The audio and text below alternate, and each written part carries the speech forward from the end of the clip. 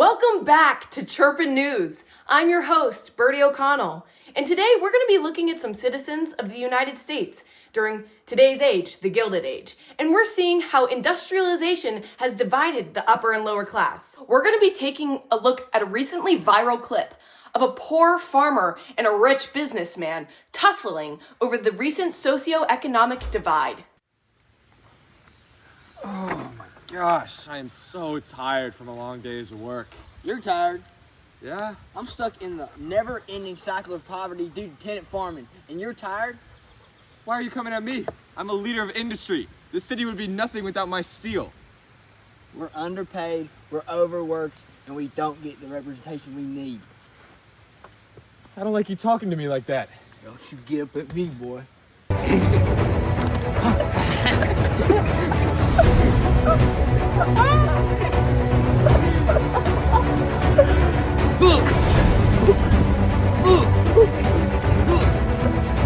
Can't stop the rise of big business.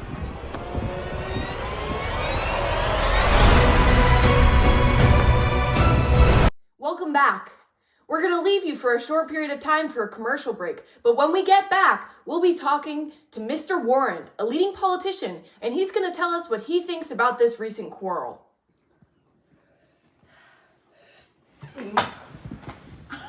Good morning, citizens. It has recently been exposed that factories across the nation have been scrapping off dirt and even rat remnants from the floor and putting it into their meat. Have you or a loved one consumed any of this unsanitary meat? Yes. Then you may be liable for compensation. Call me, Saul Goodman, at 1-800-WIN-WIN-1, marksandharrison.org.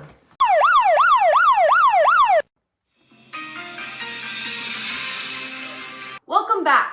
We're here with leading politician, Mr. Warren. Mr. Warren, how do you feel about this debate over the upper class and lower class and its leading quarrel? Personally, I feel like we need to support our small town farmers. And personally, I come from a small town myself, and I think we need to support our farmers, and they feed our country, and they're very important to our economy. On second thought, personally, I think we need to support big business. They're the backbone of our economy. They bring tons of jobs and wealth to our country. And I think we need more policies that encourage businesses to grow and therefore help our country and economy grow as well. Very interesting. Thank you for being here, Mr. Warren. Of course, thank you It's for great having to me. see you.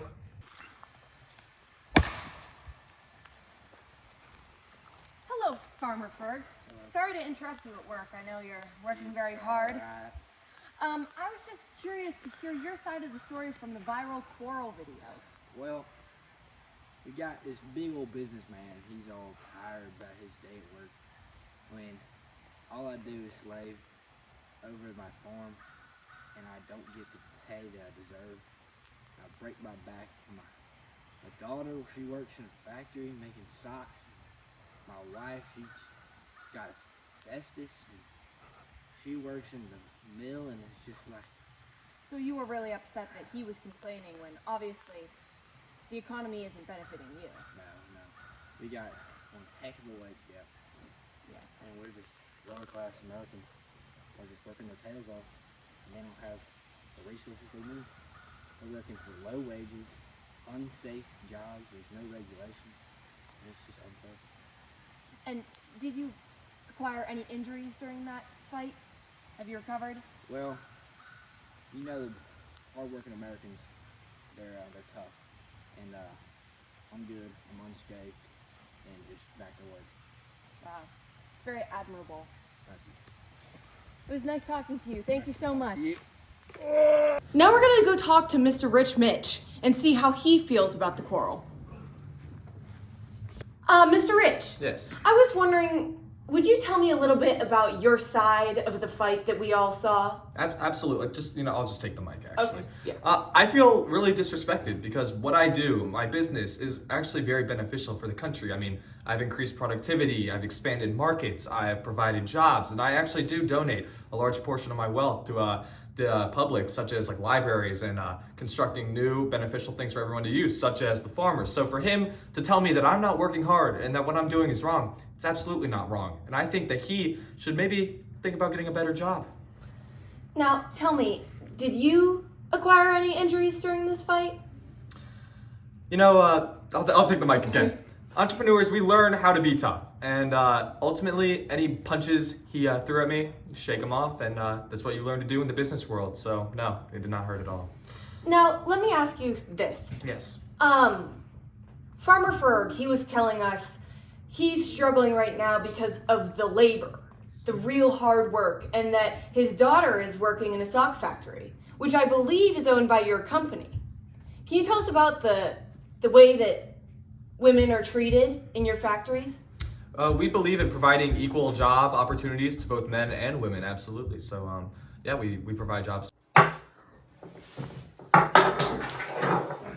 Damn it! We need more drinks! Come on! Life as a woman in the Gilded Age is very hard. All I want is independence from my alcoholic of a husband. He is a bum and he is ruining my life. Prohibition is the only solution. I want independence. I have a college education and yet I'm hardly allowed in the workforce. I have a settlement house and I let in boarders and all I do all day is piecework and laundry and I want more and I'm ready to stand up for myself. 1892. I'm walking in on the Homestead strike. More fair conditions! More fair conditions! Is there a problem here? I'm not working in this steel factory. We refuse to work in these unsafe and unsanitary conditions. Please tell that to my friend, Mr. Pinkerton. Mr. Pinkerton, tell me what that was and why you were there. I do what I gotta do. I follow the money and I keep the peace, man. I'm just doing what I gotta do. Welcome back. After all my coverage, I would consider myself an expert on the Gilded Age, as well as my counterpart, correct? Yes. I've drawn the conclusion that the economic divide is due to the rich getting richer and the poor getting poorer. This is also creating a large social divide between the two classes. What about the political? The major political issues of the Gilded Age were the tariff, currency reform, and the civil service reform. The first two issues were obvious interests of the businessmen, and they lobbied and spent freely to gain support for favorable tariff legislation and business-friendly monetary policy. Some long-term effects of the Gilded Age involved the signing of the Meat Inspection Act. This was an act that solves many of the unsanitary conditions within factories. The Sherman Antitrust Act broke up monopolistic business combinations. The Interstate Commerce Act regulated railroad rates. And finally, state governments created commissions to regulate utilities and laws regulating work conditions. Thanks for tuning in. I've been your host, Bertie O'Connell, and we'll see you next time on Chirpin' News! We're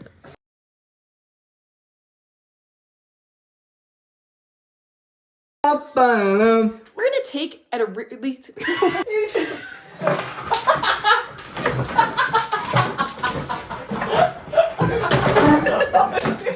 I'm Rich Mid. Hey, don't be filming my phone.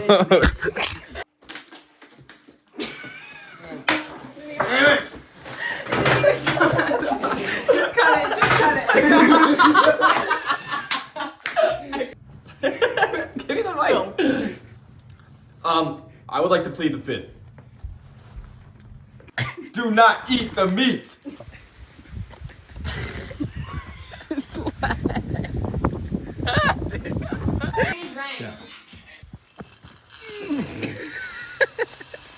Doomed. Unsafe meat. No, I don't know what to stop.